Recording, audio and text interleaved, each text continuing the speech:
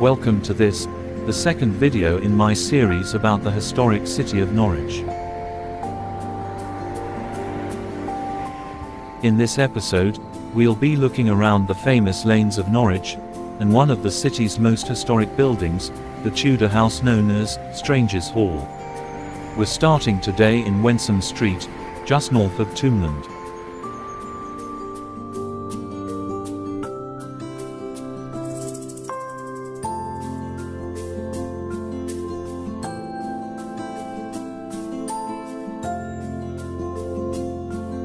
Elm Hill is widely regarded as the most complete medieval street in Norwich, and is a quintessential example of Tudor architecture.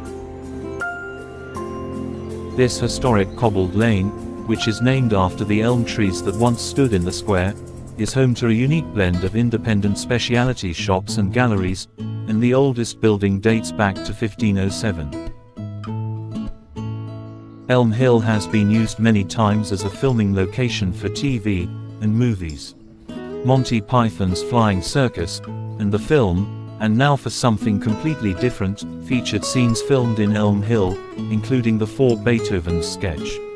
It has also been used in the 1980s Lovejoy series, and the 2007 film, Stardust, as well as Netflix, Jingle Jangle, in 2020.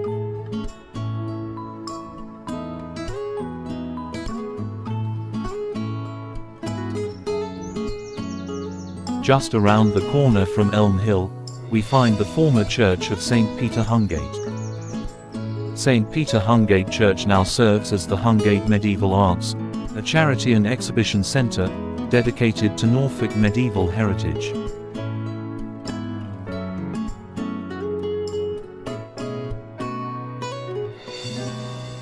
Most of the building dates from a 15th century rebuilding.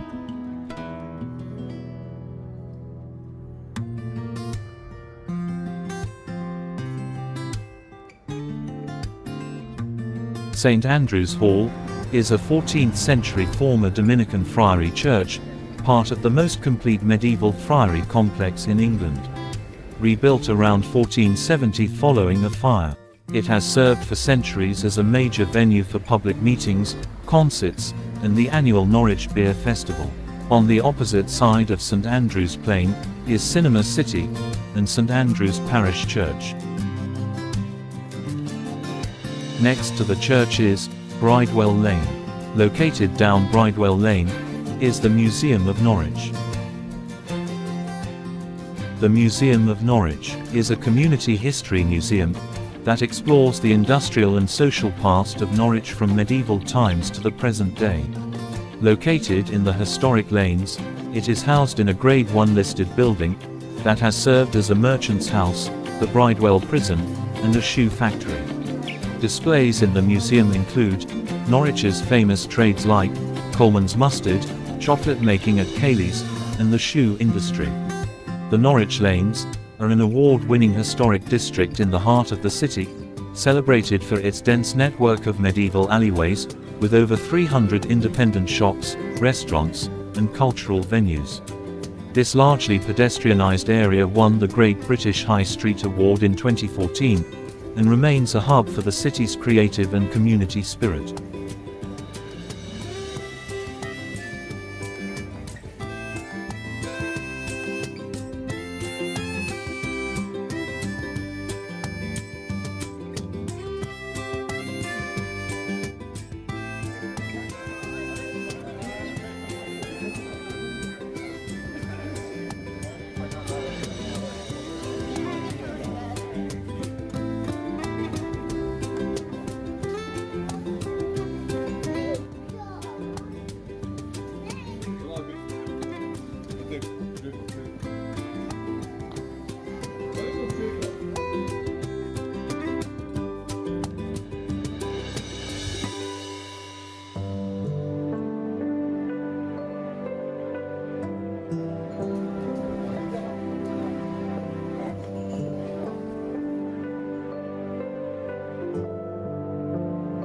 St. Gregory's Green is a small green area situated within the Lanes area of the city of Pottergate, in the city centre.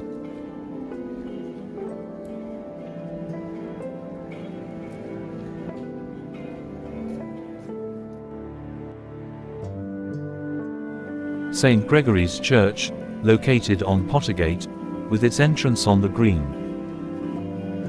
The church dates back to a 14th century rebuilding, although the tower is older.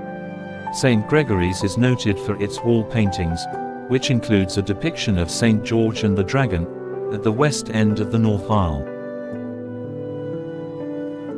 There is a public passageway under the chancel, which was rebuilt in 1394. The west tower once had a lead-covered spire, bearing the date, 1697.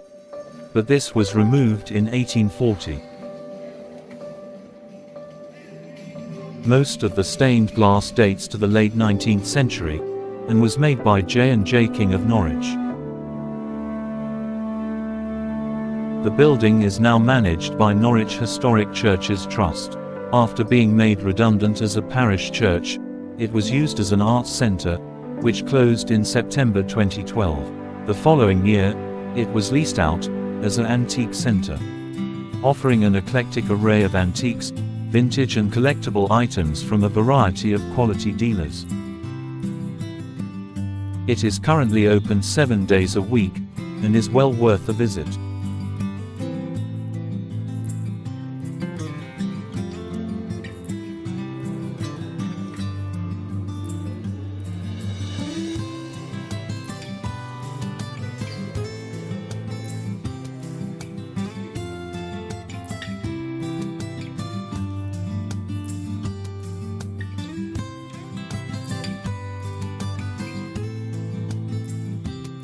Having left St. Gregory's Antiques, we are now making our way down St. Gregory's Alley, onto St. Benedict's Street.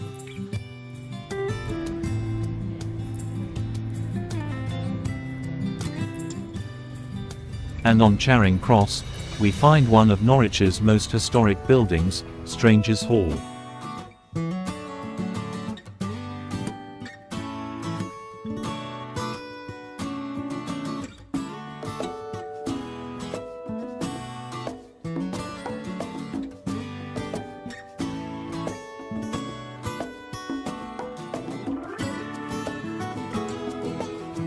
When you walk through this ordinary-looking doorway from the busy street, you'll suddenly find yourself transported into an historic courtyard, facing the entrance to Strangers' Hall.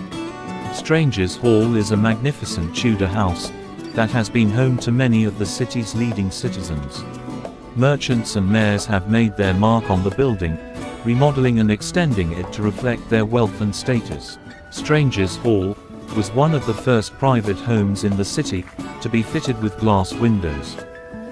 Since it was opened as a museum in 1900, it has been displayed as a series of period rooms with wonderful furnishings and textiles, offering a fascinating insight into the domestic lives of former residents.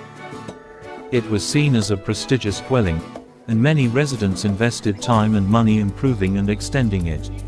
It was during the 16th century, when the house was owned by Norwich grocer and mayor, Thomas Southerton, that the first strangers arrived in Norwich. They were Dutch, Walloon, and Flemish refugee weavers, who were invited by the city to help revive the ailing textiles industry. The strangers fled from religious persecution for being Protestant within their countries, like Belgium and the Netherlands, bringing with them their pet canaries, which were dull green in color. They were bred changing their color into the bright yellow we know today. The strangers enjoyed the birdsong whilst they worked at their looms. The Great Hall was the heart of the medieval and Tudor home. It was a communal space used for everyday activities from eating and sleeping, to hosting city ceremonies and events. Here in the Walnut Room, is this terracotta bust of Sir Cloudesley Shovel, 1650 to 1707, who was one of Norfolk's most celebrated naval captains. Mayor Francis Cock added the Walnut Room, as part of his refurbishments in the late 17th century. Upper story rooms provided privacy for family members, and a place to display their taste in fine furniture. Wealthy people began to invest in new specialist pieces, like cabinets, clocks, and bureau rather than simple oak furniture. Walnut gave furniture a richness which was very fashionable at the time, and as its popularity grew, the wood had to be imported from France and Virginia to help meet increasing demand. Lady Payne's Chamber, on the upper level extension to the Great Hall. It was remodeled for Sir Joseph Payne, a wealthy Norwich hosier, and his wife Lady Emma. Their initials can be seen on the fireplace. The fireplace was brightly painted and the walls were decorated with a painted color scheme, or hung with textiles. The furniture in the room is original. A range of replica textiles, household and personal objects have been added to show how the room might have looked in the mid-17th century. The little bed chamber is furnished with replica beds and linen from the early 17th century. Junior members of the household, or their servants, slept in these smaller rooms.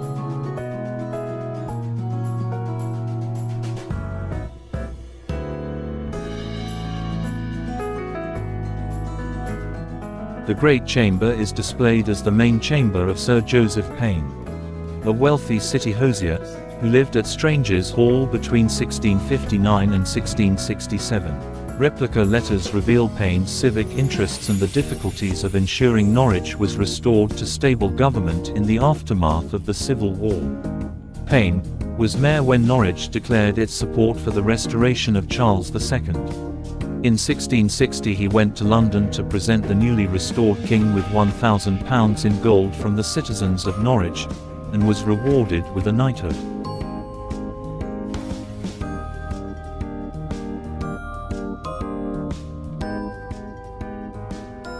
In 1748, Strangers' Hall became the official lodging of the assize judges who came to the city regularly to hear court cases.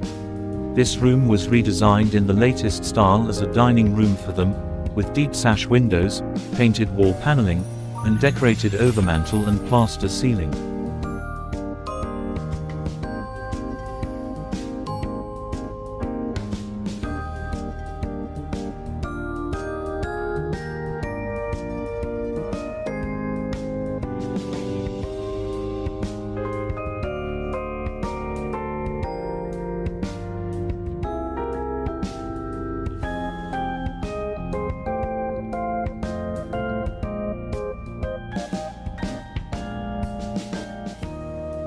Music was considered an important accomplishment for young ladies.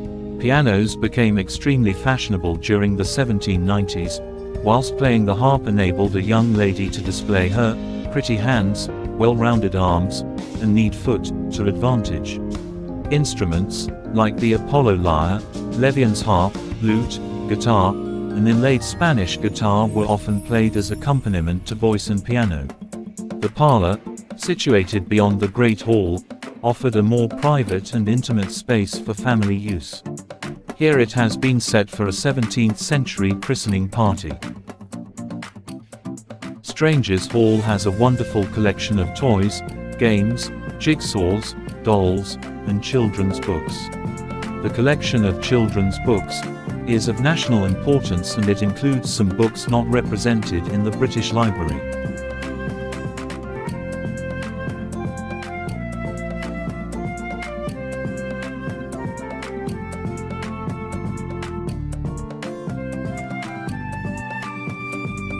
The 18th century Norwich baby house is the oldest toy in the room.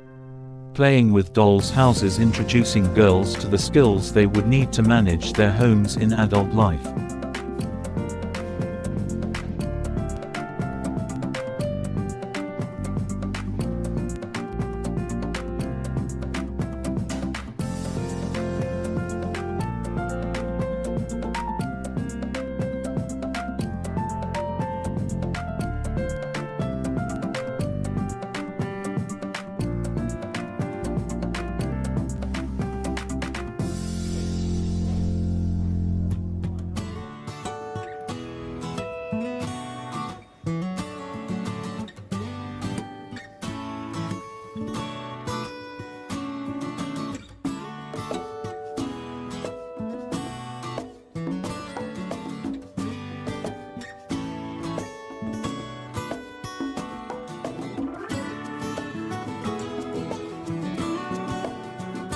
The Noah's Ark taught children the biblical story of the flood.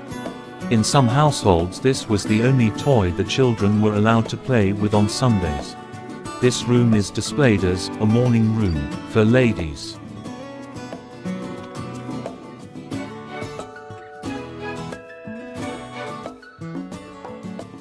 Unlike their predecessors, well-to-do Victorians dined on many different courses served in succession, each requiring a different set of cutlery.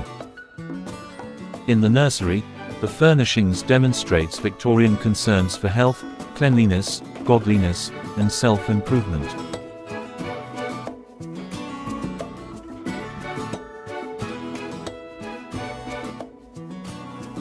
The parlour was the heart of the home, presided over by the mistress of the house. From here she managed the household, entertained close friends, gathered the family together in the evenings, and spent many hours in genteel activities. During the Tudor period, when Nicholas Southerton lived at Strangers' Hall, this room may have been his counting house and office.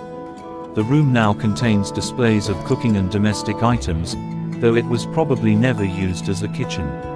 Above the fireplace are two mechanical spit turners, which kept the meat turning while it roasted over the fire. There is a pan to catch the dripping and rivets on which to stand pots. A chimney crane was used to suspend a kettle or cauldron, and enabled the pot to be raised or lowered to control the heat.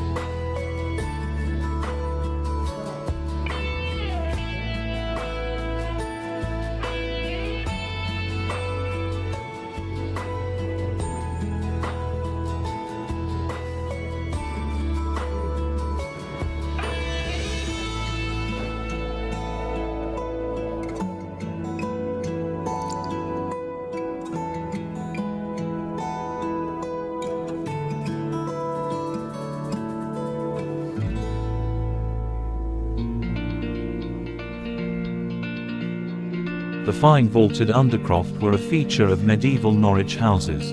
They were used to secure store, and possibly display, goods for sale. This one is thought to date from the 1320s, when Ralph de Middleton owned a house on this site. Much older than the Strangers' Hall building above, which dates back to the 14th century. The undercroft is therefore the oldest part of this building, and it once had its own entrance. It also linked to the side courtyard, which was the busy heart of the early residents' commercial activities.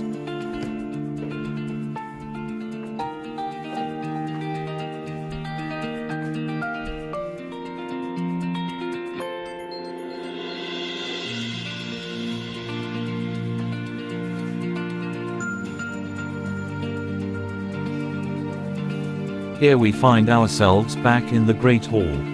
It is the 1600s, and it is set for a great feast. William Barley built the Great Hall in around 1450. He was a rich cloth merchant. Around 80 years later, Nicholas Southerton added many features. Most people would sit on benches or stools, and only the most important was seated at the head of the table on chairs. You might notice that there is something missing on the table. There are no forks. The host would supply spoons, and the guests would bring their own knives, but forks were not used yet.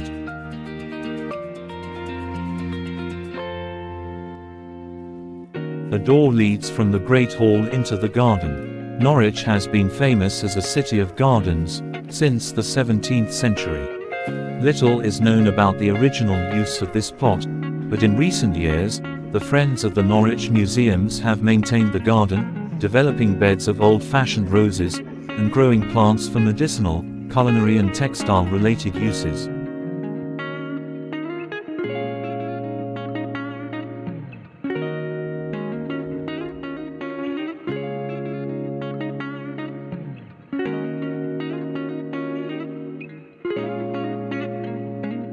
By the 1890s, Strangers' Hall stood empty, neglected and derelict.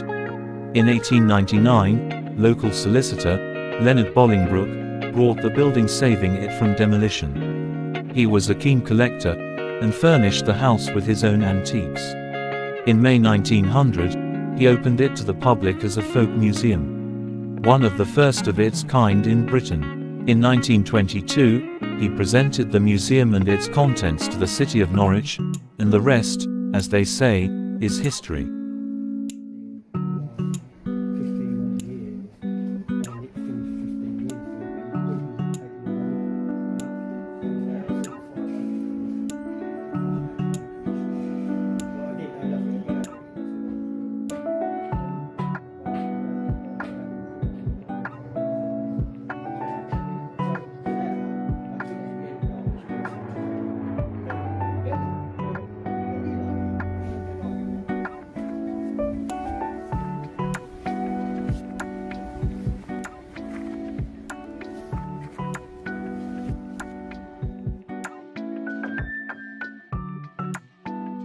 During the period from the 13th century, when the textile and cloth trade was big in Norwich, the dyes that gave us the color of red, and its related colors like pink or orange, was extremely labor-intensive to produce.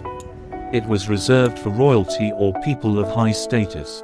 The main source of red in Norwich at that time was madder, from the root of the plant Rubia tinctorum, otherwise known as the madder plant, which could be bought at the churchyard at the top of this lane. Hence the lane became known as Madder Market. Lower Goat Lane has history stretching back to Roman and Danish periods. It was originally known as Stonegate Magna. It is likely it formed part of a stone-paved Roman thoroughfare. The name translates as Stony Street, and it possibly ran between Oak Street and Burr Street, passing under what is now the market area.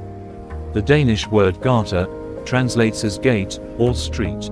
During the 17th century there was a public house called the Goat Inn, which closed in 1861. Lower Goat Lane is a key part of Norwich's lanes, famous for having medieval architecture and independent shops.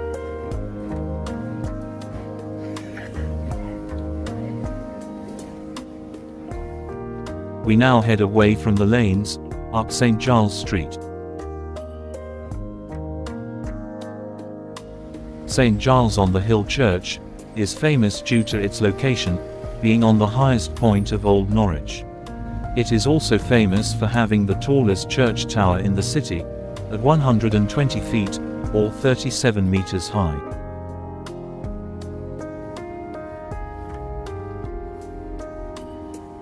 This roundabout is located on the northwestern side of Norwich near to the River Wensum, at the junction of St. Crispin's Road and Barn Road. The location of Norwich's City train station, where this roundabout is, was a major terminus opened in 1882. Its location off Barn Road enabled trains to serve Melton Constable, Reetham, Corston, Folsom, and to the coast at Sheringham, Cromer and Great Yarmouth. This 10-sided ferro-concrete toilet block was built for the city station and installed in 1919. It's one of only a handful built by Norwich Council, and is the last remaining example of such a structure in the UK. During a German Luftwaffe Baedeker Blitz air raid in April 1942, the station buildings were largely destroyed. Then only 2 years later, in 1944, an American B-24 Liberator bomber crashed into the station's sidings to avoid nearby residential housing. Sadly, the pilot and crew all were killed. Passenger trains continued to run until the 2nd of March 1959, when a report deemed the line was loss-making. Goods trains continued to operate from City Station until 1969. The site was subsequently cleared for housing and roads, with nothing remaining of the original station's structure today. The wrought iron road bridge seen earlier was built in 1882 to provide access to the new City Station. The bridge was integrated into the inner ring road with a new parallel bridge in the 1970s.